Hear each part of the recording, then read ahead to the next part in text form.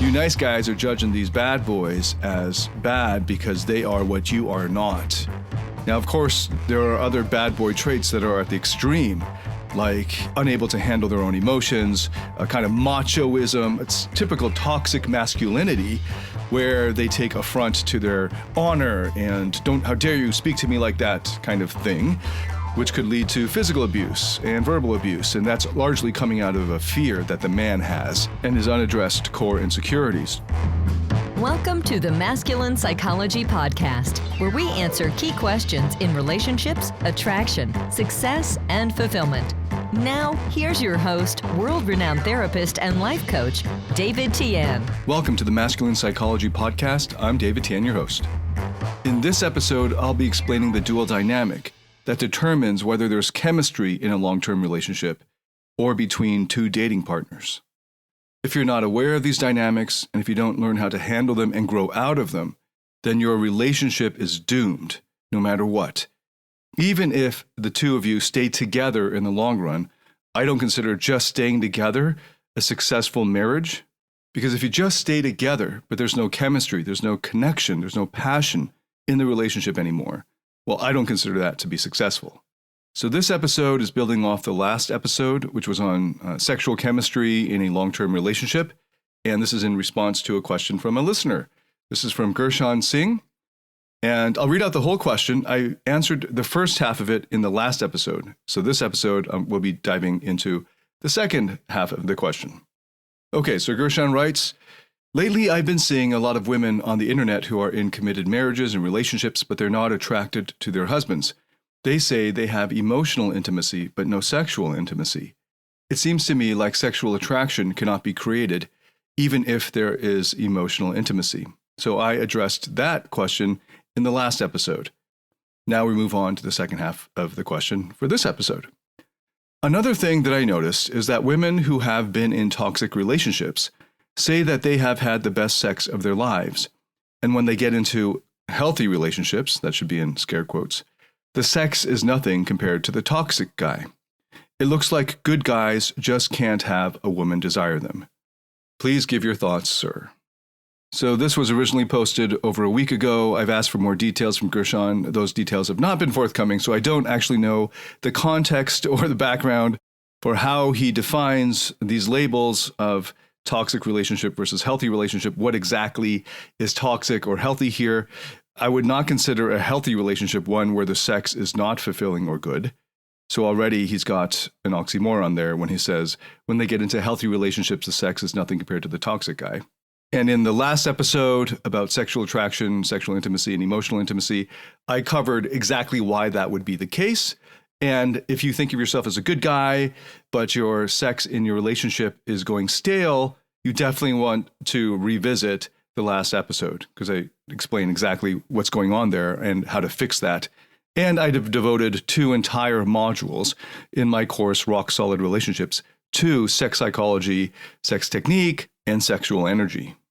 So based off the assumptions of good guy versus bad guy that are required to make this question make any sense, and based off my own experience working with nice guys for over a decade and formerly being one, I think what Gershon probably means by healthy relationship is one that's stable and secure with no drama. And a toxic relationship is one where there's lots of arguing and fighting and maybe some cheating, infidelity, that sort of thing. That's typically how immature people think of the difference between a healthy and a toxic relationship. And just as an aside, all psychotherapy treats arguments as actually very good in a healthy relationship if they lead to resolution of some kind where there's repair. Simply not arguing is not a sign of a healthy relationship. Maybe in the next episode I can dive deeper into why that's the case, but because Gershon hasn't elaborated even after a week, I've asked him to do so. Gershon, if you're listening, it's not too late to give me more details. I've asked for more details and background and so on. But I'm just going off of what I can based off of this one paragraph. But I think you're getting to an important point that I think a lot of nice guys who think of themselves as good guys get bitter and resentful when they see that the girls that they like, and I'm going to say the word girls because this is all really immature stuff, girls that they like go for the bad boys. And these nice guys are unable to access some of those attractive bad boy traits that I discussed in the last episode, like being adventurous or spontaneous or a risk taker or having fun and being in the moment and being present and being comfortable with their own sexuality. And instead they bought into this knee-jerk kind of moral conservatism where sex is bad, obedience to authority is good, and what mommy and daddy and teachers and society say is good is therefore good. And so they need to be responsible and buttoned down and always on time and basically cannot be spontaneous, adventurous, fun-loving, happy-go-lucky, in the moment. And they need a woman to pull them out of that. And that's the beginning of the dual dynamic that I'm going to be spelling out here. But just first, before I dive into the dual dynamic, I want to point out, again, the moralistic judgmentalism against the so-called bad boy. And I've made other episodes on how there are no bad parts, taking that right from the title of Richard Schwartz's awesome book, No Bad Parts, which I highly recommend to everyone. You nice guys are judging these bad boys as bad because they are what you are not. Now, of course, there are other bad boy traits that are at the extreme, like unable to handle their own emotions, a kind of machoism. It's typical toxic masculinity where they take affront to their honor and how dare you speak to me like that kind of thing, which could lead to physical abuse and verbal abuse. And that's largely coming out of a fear that the man has and his unaddressed core insecurities. Just like the nice guy, he's got the same dynamic of core insecurities that are driving him into fear that he won't be enough or that he won't be loved, and that causes him to act in a way that is pleasing or tries to curry favor with the other person, trying to get their approval, and so they kiss ass. Basically, they try to please. That's their strategy. The bad boy is taking a rebel strategy, but they're both after the same thing. Both the bad boy and the so-called good guy or nice guy, both are after the same thing, which is to be loved and to be enough for love. They're just going after them in very different ways. Now, in my earlier dating coaching practice, I didn't meet many guys who, when they were children, took the rebel strategy. So there are generally three strategies when it came to, when you were a child, trying to get the attention, approval, love of your caregivers, your primary caregivers. The three main strategies were a pleaser, and a subset of a pleaser is the achiever, which is what the main strategy that I landed on. It's not always the case that achievers are pleasers, but often it is. So the pleaser is the one main strategy. Another main strategy is the recluse, the one who withdraws, a loner. Okay. And then the third strategy is to be a rebel. And sometimes an achiever can be a rebel, where it's sort of like a fuck you energy as he achieves. And generally speaking, I didn't see that many clients or students in my dating coaching practice who were rebels, because part of the rebel energy is exciting and sexy and daring and taboo. And that's already going to be built into it, sexually attractive naturally. Now, there are self-destructive tendencies that go along with the more extremes of that. And the longer you stay in just that dynamic of the rebel, the more it just evolves into a kind of chaos and a self-destruction. But it began with a way to get or to protect you from not being able to get the attention or the approval or the love or the connection that we so desperately craved when we were younger from our caregivers. So a little bit more empathy for the so-called bad boys. I know this is going to be impossible and probably will trigger a lot of these nice guys who might be listening. They call them Chads and they're right on their way to incel land if they're doing that. But what I've dedicated other episodes to is to explain that there are no bad parts, not only in yourself, but in other people. And what you might see on the surface and probably are judging is the evil there. And if those parts have been in this very destructive mode for a very long time, practically speaking, you probably do want to segregate them or take them out of the general population, right, for other people's protection and maybe for their own protection. But the assumption is they weren't born that way. They're not possessed by some eternally evil demon, but that they got to be that way through a trajectory. And they might have been genetically inclined towards addiction or aggression or something like that. But that when they were born, they were like all little babies who were craving for that connection, intimacy, love, attention, care, compassion, understanding, and to be seen and heard. Okay, so not only is this interesting from an intellectual perspective or from a psychoanalytic perspective, but it's also directly practical and relevant for nice guys and good guys. Because the first half of the dual dynamic, it's dual, so there are two dynamics here. The first dynamic is that we are unconsciously attracted to the parts of ourselves that we've disowned. And one of the reasons why bad boys are so sexually attractive to what you guys think, I'm speaking to the nice guy, I'm speaking to what I think Gershon might be like, though I would love to get more background on you, Gershon, and the context here. But I'm just going to go off of what I know of nice guys. And you'd only be feeling this and wondering this about a woman, or girls, that you think are good girls, and you don't quite understand why good girls would be so sexually attracted to these bad boys. Well, here's the first dynamic.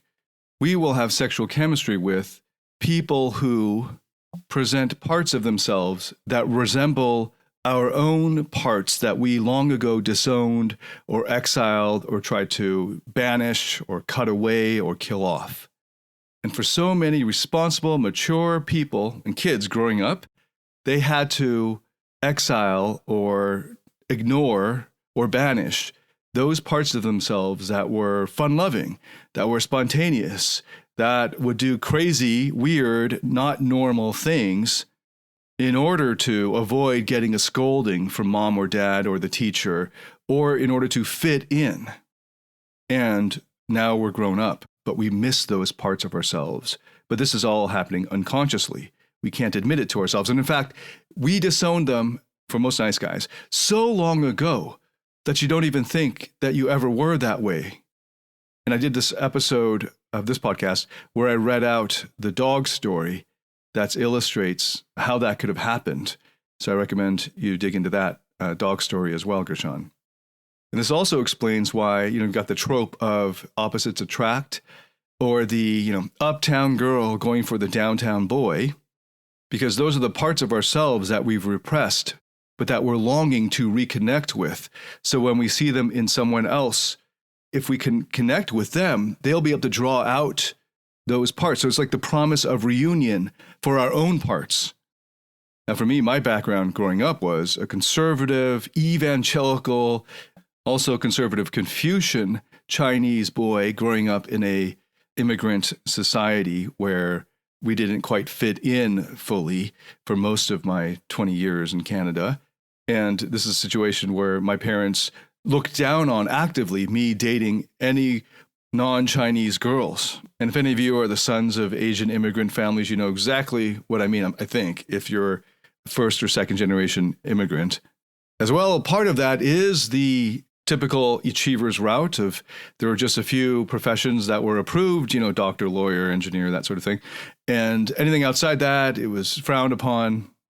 My curfew all the way growing up, all the way until I graduated high school was 6 p.m. I had to be home by 6 p.m. If I wanted to stay out later than that, like catch a movie with my friends when I was like 17, I'd have to fill out a whole form that my parents created with emergency contact info and all this, and exactly where we will be, wherever we're going and when.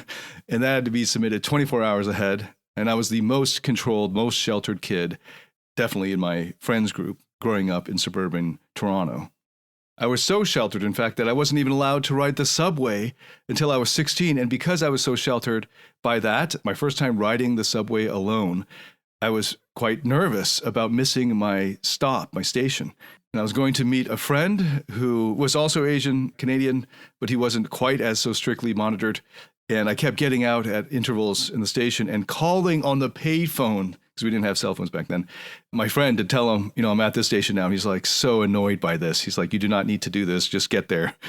But I also remember not being allowed to bicycle across it was 3 lanes each way, this major street near our house to get to the next neighborhood over. And this was the 6th or 7th grade. Even though I knew the green light meant that I could walk and there was plenty of time to get across, even if I were to walk my bike, I was just too frightened because I was conditioned with this fear of not breaking the rules. And the rule that was set was to not cross that road, even though my friends always did this. And they basically just got frustrated with me, lost their patience, waiting for me on the other side. And then they just biked back and then didn't even talk to me and just took off. Now, I got so many more stories to drop for you to show how sheltered and how restrictive my upbringing was, and how good boy in that sense, obedient boy. In Chinese, we call it guai child, obedient, that I grew up with, such that it makes complete sense why, when I finally was able to, in my 30s, with the pickup skills and the focus on just having fun and hedonism, why I would be naturally attracted to women who are more on the wild side, who were unfettered, who had social freedom, who were in the moment. And I was not turned on by, or didn't have sexual chemistry with, women who were the straight-laced, responsible, intellectual types, because I already had those parts in lockdown. Those are my dominant parts. And I didn't need to have that energy. I wasn't looking to reconnect with that energy. And I've had many conversations with other dating coaches, pickup artists, who were given this choice of, it's almost like staring them in the face. Go with a safe, secure girl where they know there would be very little drama, or go with the wild, hot one. And if they go with their feelings, they go with the hot one. And then they get the drama. Now, hot, I shouldn't have used that word, because that makes it sound like she wasn't physically attractive. For those who have had more abundance of dating experiences, you might have gotten to the point where you have started dating a woman, or going on dates with a woman who is physically or sexually attractive, but with whom you just don't have chemistry. You might not even be able to get it up with her. And it's just mind-boggling to you, because you're thinking to yourself, this person is sexually attractive.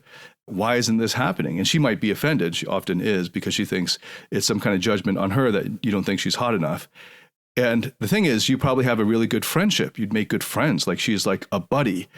And you're just missing the sexual chemistry there, because you have a stable, relatively stable relationship, like friendship, like you guys are just friends.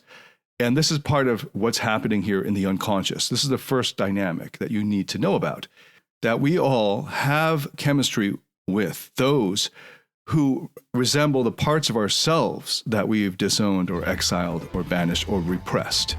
Those all basically mean the same thing. They're all getting at the same thing. No matter their physical strength, for many men, emotions are too much for them to handle. It's why they can't give women the deeper levels of emotional intimacy and connection that they crave. It's why they fail to be the man that modern women desire most. A man with inner strength. A man who has mastered his emotions. Find out how to master your emotions through David Tian's Emotional Mastery Program. The Emotional Mastery Program is a step-by-step system that integrates the best of empirically verified psychotherapy methods and reveals how to master your internal state and develop the inner strength that makes you naturally attractive, happy, and fulfilled. Learn more about this transformational program by going to davidtianphd.com/emotional mastery. That's DAVIDTIANPHD.com/emotional mastery. If any of you can remember the heyday of the PUA world, the pickup artist world, in the mid-2000s to late 2000s, there was a TV show that ran for 2 seasons. I think it was MTV or VH1, and it was Mystery, the PUA, and it was a reality show. I don't know how many they started with, 15 guys, and they winnowed it down to the one guy who would win, and they had these series of challenges. And the final challenge was always having to do with strippers.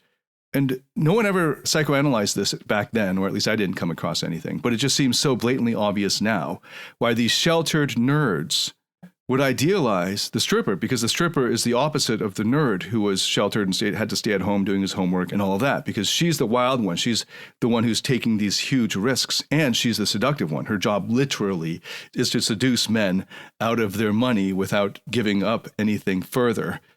So that's why this very toxic relationship or dynamic between sheltered nice guys who are trying to compensate for their insecurities by adopting narcissistic patterns, I'm writing a whole book on how this came about, would so highly idealize strippers who were toxic, in their own way, generally speaking. But there is this chemistry between them, because in that sense, the opposites attract, because they represent for each other parts of themselves they've disowned. Now, all of the other stuff needs to be there, right? So if you don't have baseline physical attractiveness, right? So if you're obese, let's say, it's generally better and be more attractive for you if you got fit. If you've got a lot of pimples or zits, it would generally be more attractive for you if you got to a dermatologist and got that handled, right? This is just obvious stuff, right? So just take care of your makeover as far as you can take it. And there are tons of resources. I mean, there are multi-billion-dollar industries around this, including getting a fashion stylist. Many huge department stores, the biggest department stores, will have free fashion stylists because when they give you the recommendations, they're recommending clothes in the store.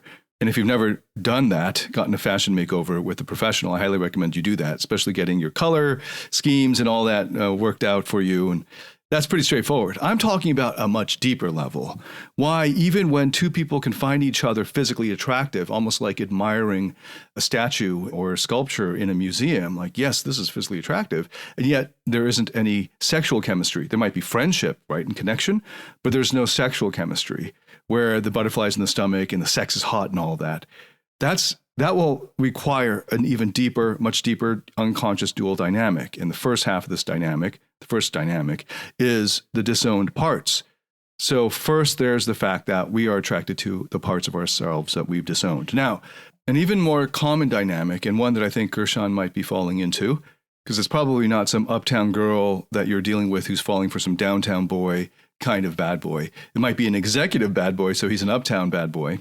But more likely, given your assumptions in this question to make it work and the kind of sexual immaturity that it's displaying, I'm just being frank, and I addressed that in the last episode. The disowned parts dynamic that many nice guys fall under is what I'd call the manic fairy dream girl. And this is first noticed by film critics in analyzing very popular films that show this dynamic between the sheltered, nerdy nice guy or geeky nice guy, and the manic, what they call manic pixie dream girl. And I've devoted an entire episode of the Man Up podcast years ago to this dynamic. So I highly recommend that you dig into that. I'll have to make a note to include a link to that in my notes for the manic fairy dream girl episode. It's definitely worth it for you to dive deeper into this if any of this holds true for you. But very quickly, just for this episode, the manic fairy dream girl to a sheltered nice guy here's the sheltered nice guy who leads a pretty mundane life on his own. He's got a stable job. It's going through the motions. He doesn't really feel alive. And of course, that would happen if you've exiled the spontaneous, fun-loving parts of yourself. And he runs into a woman who has disowned the parts that he resembles, the sort of responsible, button-down, follow society, fit in kind of parts. And she's gone the other way, and she's probably got dyed hair, and she's spontaneous and out of the ordinary, out of the box. And she gets him out of his shell, and he feels alive when he's with her. And this is the course of many movies like 500 Days of Summer, Eternal Sunshine of the Spotless Mind. And in the movie, in the story, in real life, she takes him through these fun adventures and spontaneous times where she's bringing him out of his shell, and he feels more alive with her than he ever has before. She brings out these parts of him, and he finally feels whole. But then she begins to feel empty because she's just giving. He's just taking. And often there's this sort of manic, depressive nature to a manic fairy dream girl because reality starts to set in. And that's when the second dynamic, the unfinished business dynamic, kicks in. And then that's where the relationship dissolves and the sheltered, nice guy nerd is left again as if his life has no meaning. It's mundane, it's gray, it's had all of the color sucked out of it because he actually didn't do the work that relationship opened up the gateway and the possibility for, which was a reunion with those parts of himself that he's disowned. There's this great line in Eternal Sunshine of the Spotless Mind where Kate Winslet's character says, "Too many guys think I'm a concept, or I complete them, or I'm going to make them alive. But I'm just a fucked up girl who's looking for my own peace of mind. Don't assign me yours." So if you want to know why these good girls are always going for these bad boys, it's because there are parts of themselves that they have repressed, denied, disowned, exiled, cut out, banished, and that they're unconsciously trying to reconnect with. And those bad boys represent these parts. Now, that's not enough to create chemistry, but that is a necessary component for it. Chemistry, sexually, and in the long run, this will then devolve or move into, I should say, the next dynamic of unfinished business.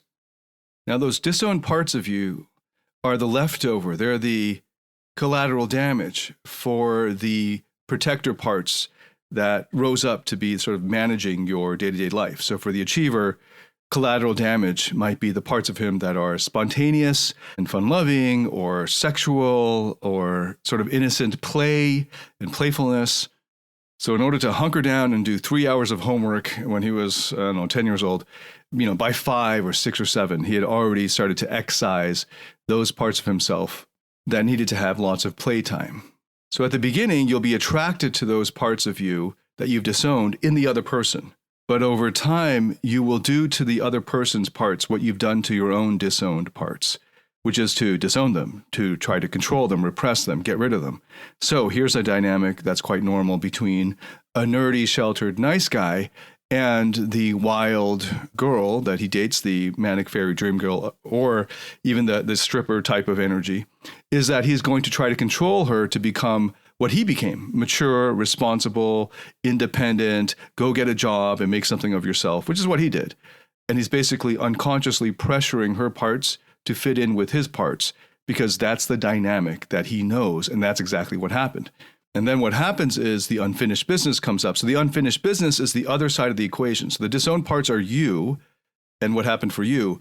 The unfinished business is your relation to the caregiver. And this is where all that Freudian and all the psychoanalytic stuff really comes into play and is most obvious in longer term relationships past the honeymoon period. Because in the honeymoon period, you have this disowned parts stuff going on.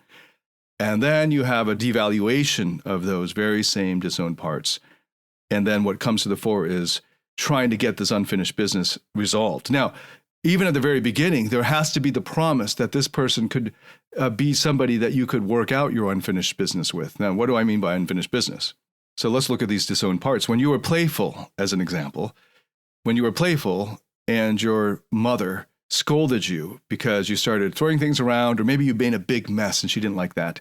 And as a result, you started to suppress the more wild play parts of you. And eventually, if she kept doing that, she conditioned, in order for you to get her love and attention and care and all that stuff, in order for you to get to her approval, for her to accept you, you had to push down those parts of you that she didn't approve of. And your whole system, both the parts of you that ended up getting exiled as a result, and the parts of you that had to step up to protect those very parts, to adapt, to get and keep that love, connection, care, attention, approval of those that you wanted most desperately to have the love. And in fact, were very dependent on when you were a young child, your primary caregivers. All of your parts are hoping to redo this whole dynamic, to finish this business with mom or dad, or whoever your primary caregivers were. So here's an example of how these two dynamics come into play. The sheltered nerd wouldn't just be attracted to the stripper, who is the wild, fun-loving, spontaneous, in-the-moment, playful person. There should also be the sort of subtext or this underlying potential or promise that she could be as dramatic and as angry and rageful and as strict and as controlling as his mother was, as an example, assuming that that was your dynamic. And everyone who's listening to this will have their own unique dynamic coming out of your own background. But what's happening here is you're going to need to have both to experience the greatest chemistry. So if this sheltered nerd met a wild, playful, adventurous, spontaneous stripper, let's say, but she never shows anger, she never shows impatience, she never shows she tries to control. Maybe instead she's just working at charities on her off time and is taking care of shelter animals in her home, right? And she's utterly patient, right? So this sort of saint of a stripper. This would fail to create the fullness of the chemistry that would trigger the greatest idealization from the sheltered nerd. So there's two aspects here. And the unfinished business dynamic really comes up after the honeymoon period in the relationship is over. So you're looking at somewhere around 6 months to 3 years, it really starts to come up, and it builds in intensity as you get more and more intimate with each other. Because what's happening when you get intimate is that those parts of you that are desperate to get back the love, attention, approval of your primary caregivers from when you were 3 years old or earlier or 5 or whatever, they're getting more and more desperate over time. And this is where that kind of testing dynamic, this is the only place where that testing dynamic really makes sense. Along the way, there are some manipulative women who might test you, but the best thing you can do is to not even bother going through these tests with them, not even thinking about it. Not just so you can track them. Why would you attract a woman who's manipulative? Unless you, of course, you can have chemistry with somebody like that because you are naive, right? But here you have sincere tests because you're testing whether the other person will do to you and your parts what your primary caregivers did to them way long ago when you were 3 or 5 or whatever. Because that's actually what the whole relationship is about. Because what they're trying to do, why it feels so good to finally be in love in this way, is because finally these parts of you, these childlike parts that were disowned back then as collateral damage for having to adjust and adapt to get your primary caregiver's approval, they're finally accepted and loved and cherished for who they are. And in order to do that, you've got to come out and push. You've got to really test things because you can't believe it because it's so scary that that might be the case. And this unfinished business will sink almost every couple because they'll get triggered and back into their childlike parts. And that will trigger all of the other protectors and what IFS will call firefighters that just go into more extreme behaviors. And that will trigger the other person. And then they go to their firefighters and the exiles are completely lost in they're, again, collateral damage in the whole thing. And so it feels like a rewounding, which is why when there's a breakup or a divorce, often it feels like you're being torn apart and your whole life is meaningless because it's bringing up back when you were a defenseless child, what it was like to have to kill off parts of yourself or to exile, lock up in the basement or banish parts of yourself, repressed now for decades, very likely. And they come out in the promise of an intimate relationship where they get to have a do-over with this partner who now is the stand-in for the primary caregivers. Now it gets even more complicated because generally speaking, most people have more than one primary caregiver. And so there's an even more complex dynamic. And this is why psychotherapy is something that you need to train in. And it's a lot more complicated and sophisticated than what we can cover in a simple half-hour podcast episode. But this dual dynamic is there. That's the basis of the whole thing, of all of this sexual chemistry, of the chemistry in an intimate relationship. Now, the unfinished business stuff is actually even deeper, as you might have picked up, and it's the basis of entire schools of psychotherapy and couples counseling that have tons of empirical evidence behind them. And I've devoted an entire 4-video masterclass for free that I'm offering on my davidtianphd.com website. You can get access to this free masterclass on this very thing, and I've entitled that masterclass, The Secret of a Successful Relationship.